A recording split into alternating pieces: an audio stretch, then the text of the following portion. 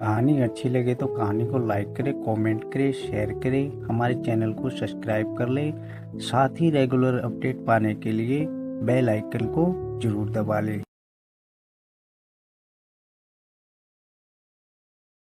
समझती हूँ कि ऐसे लोग होते हैं जिन्हें डरावनी फिल्में देखना पसंद नहीं होता, लेकिन मैं उनके बिना नहीं रह सकती। या फिर कहूँ तो पहले तक तो ऐसा ही था। मैं इतनी बड़ी फैन थी कि मुझे जो भी डरावनी फिल्म मिले मैं उसे देख लिया करती थी। पहले मैं ये सब अकेले किया करती थी, लेकिन उसके बाद मैं डैनियल और एंथनी से मिली, जिन्हें मेरी ही तरह या फिर आप समझ लीजिए कि मुझसे भी ज्यादा वो फिल्में पसंद थी। लेकिन वक्त के साथ साथ हमारे अंदर इन फिल्मों को देखने का मजा खत्म सा होने लगा, और तभी डैनियल ने हमारे आगे एक प्रस्ताव रखा। गाइस, क्या तुम इन सभी चीजों का खुद से अनुभव करना चाहोगे? तुम कहना क्या चाहते हो? मेरा मतलब है कि बाहर जाना, ऐसी जगहें ढूंढना जहाँ भूत प्रेत की कहानियां सुनी हो। तो मुझे लगता है कि इसमें बहुत मजा आएगा। ये तो सुनने में ठीक वैसे ही लगता है जैसे हम चाहते हैं। हाँ, चलो ये करते हैं। और इसी तरह हमने खाली बिल्डिंग्स, बेसमेंट, छत पर बने कमरे, कब्रिस्तान और हर वो जगह जाना शुरू कर दिया जहाँ भूत प्रेत होने की संभावना होती है। यहाँ तक कि हम अपने साथ साथ कैमरा भी ले जाते थे, ताकि अगर हमारी किस्मत अच्छी रही तो हम कुछ चीजों को रिकॉर्ड भी कर लें। हम तीनों को एक साथ ऐसे अजीब जगहों पर घूमने में बहुत मजा आता था, लेकिन अब सब कुछ अलग हो चुका है। पिछले महीने जो हमारे साथ हुआ, मुझे नहीं लगता उसके बाद मैं ये सब दोबारा कर पाऊंगी। शनिवार की सुबह का वक्त था। डैनियल, एंथनी और मैं कई हफ्तों पहले इस जगह पर जाने का तय कर चुके थे, और आखिरकार वो दिन आ चुका था, इसलिए हम बहुत उत्सुक थे। वो लोग मेरे घर आए और हम वहाँ पर रात होने तक रुके। आधी रात होने के बाद हम सब डैनियल की गाड़ी में बैठे और उस जगह जाने के लिए निकल गए।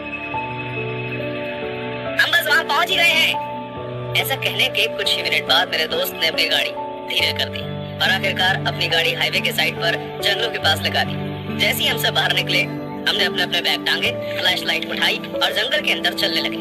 उस टाइम तक वहाँ बहुत अंधेरा हो चुका था और काफी ठंड भी बढ़ चुकी थी, लेकिन हम हमेशा की तरह पूरी तैयारी के साथ आए थे। लेकिन उसके बावजूद मुझे करीब आधे घंटे तक चलने के बाद थोड़ा अजीब महसूस होने लगा। आसपास कोई भी बिल्डिंग नहीं दिख रही थी। डैनियल, क्या वो जगह इतनी दूर होने वाली थी? तुमने हमें कभी बताया नहीं कि पहुंचने में इतना वक्त लगेगा। टेंशन मत लो जैन। उसके जवाब से मैं और भी ज्यादा परेशान हो गई थी। क्या तुम्हें यकीन है कि यहाँ कोई जगह है? हाँ तो हो गई जैन, जाहिर है कि मुझे यकीन है। अगर तुम कह रहे हो तो, लेकिन गाइस, क्या हुआ एंथनी?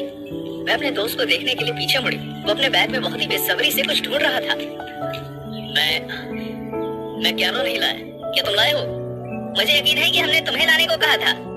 मुझे विश्वास है कि मैं लाया था, शायद मैं बस उस गाड़ी में भूल गया। मैं जाकर ढूंढता हूँ। ओके ठीक है, जैसा ही हम उस जगह पर पहुंचेंगे मैं तुम्हें लोकेशन भेज दूंगा। हाँ ठीक है। डैनियल और मैं कुछ देर और चलते रहे, जब तक हमें कुछ दूरी पर एक ढांचा नहीं दिख गया। वो दिखने में एक छोटा सफेद रंग का घर दिख रहा था। ये पक्का वही है। मैं एंथनी को बता देता हूँ। जैसे जैसे मैं उस जगह के पास जाती गई, मुझे उसकी बारीकियों को पता चलता गया। जाहिर सी बात है कि वो गंदा था और उस पर पेड़ उग रहे थे। जो खिड़की हमें सामने से दिख रही थी वो टूटी हुई थी। वो घर भी बाकी सभी पुराने और खाली घरों जैसा ही दिख रहा था। जैन, मैंने चलते चलते उसे पीछे मुड़कर नहीं देखा, क्योंकि मेरा ध्यान उस घर पर कुछ ज्यादा ही था।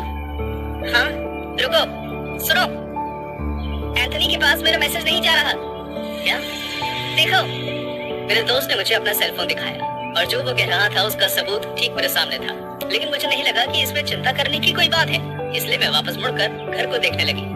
हो सकता है उसके फोन में सिग्नल ना आ रहा हो, बस इस बात का मतलब नहीं बनता मेरे फोन में सिग्नल आ रहे हैं जैन। इससे पहले कि मैं फिर से डैनियल को जवाब देती, उस घर की खिड़की से मैंने एक परछाई को हिलते हुए देखा। क्या तुमने वो देखा? वो वहाँ जरूर कुछ है, आओ देखें। रुको जैन। अपने फ्लैश लाइट को उस जगह पर घुमाते हुए मैं लंबी लंबी घासों से भागकर गुजरते हुए उस घर की तरफ जाने लगी। जैसे ही मैंने जमीन पर रखी कुछ चीजों को देखा, मैं पीछे हो गई। वहाँ सफेद चादर के नीचे कुछ था और उसके पास मोमबत्तियां जलाई हुई थी।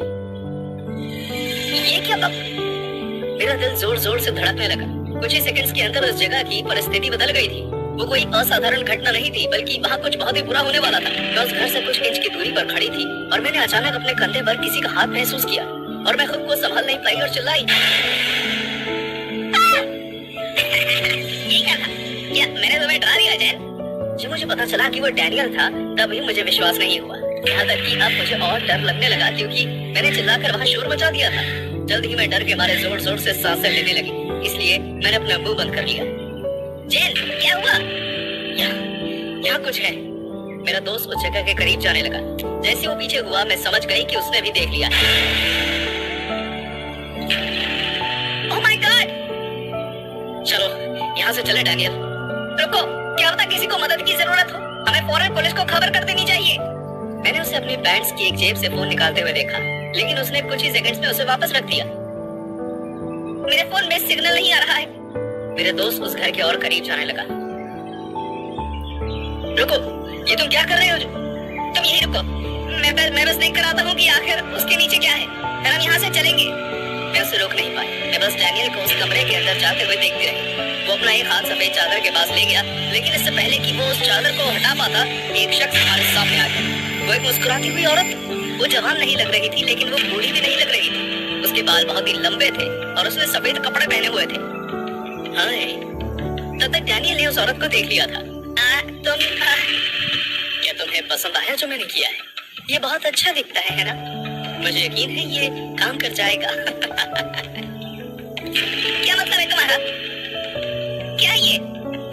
मुझे यकीन है कि तुम लोगों को ये पता है ना? आखिरकार तुम यहाँ आए हो। ये तुम क्या बकवास कर रही हो? क्या तुम पागल हो गई हो? जरूर इसकी कोई वजह रही होगी। तुम यहाँ आना चाहते थे। तुमको पता होना चाहिए कि मैं क्या करने की कोशिश कर रही हूँ। मैं किसी को बुलाने वाली, मैं उन्हें इस दुनिया में वापस ले आऊंगी। इसके नीचे क्या है? मेरे दोस्त एक बार फिर अपने हाथ को उस चादर के पास ले गया। उसे मत छूना, तुम सब खराब कर दोगे। उसे मत छूना। उस औरत ने डैनियल की बाजू पकड़ ली ताकि वो उस चादर के नीचे क्या है ना देख पाए। डैनियल! अनजाने में मैं उनके करीब जाने लगी, लेकिन मैं अब भी उस बिल्डिंग के बाहर थी। दूर हटो! उस हाथापाई में डैनियल ने उस औरत को जोर से धक्का दिया और वो जमीन पर गिर गई। क्योंकि मैं डैनियल के करीब खड़ी थी, इसलिए मैं देख सकती थी कि उस औरत ने डैनियल की बाजू पर खरोंच के निशान डाल दिए। आखिरकार उसने उस चादर को हटा दिया और तब हमें उसका चेहरा नजर आया। उसके नीचे एंथनी, उसकी आंखें बंद, उसका चेहरा फीका पड़ चुका था और उसे देखकर लग रहा था कि वो सांस नहीं ले रहा। मुझे आज तक ठीक से नहीं याद कि उसके बाद क्या हुआ था। डैनियल ने मुझे बताया कि हम दोनों एक साथ बहुत दूर तक चलते रहे, जहाँ जाकर हमें हमारे फोन का सिग्नल मिला और उसने पुलिस को फोन कर दिया। लेकिन जब वो लोग उस घर पर वापस गए तो वो औरत कहीं नहीं थी। अगले दिन हम अपने दोस्त के अंतिम संस्कार पर गए, लेकिन मुझे आज भी यकीन नहीं होता कि वो मर चुका है। मैं इस बात पर यकीन ही नहीं कर पा रही हूँ कि उस रात वो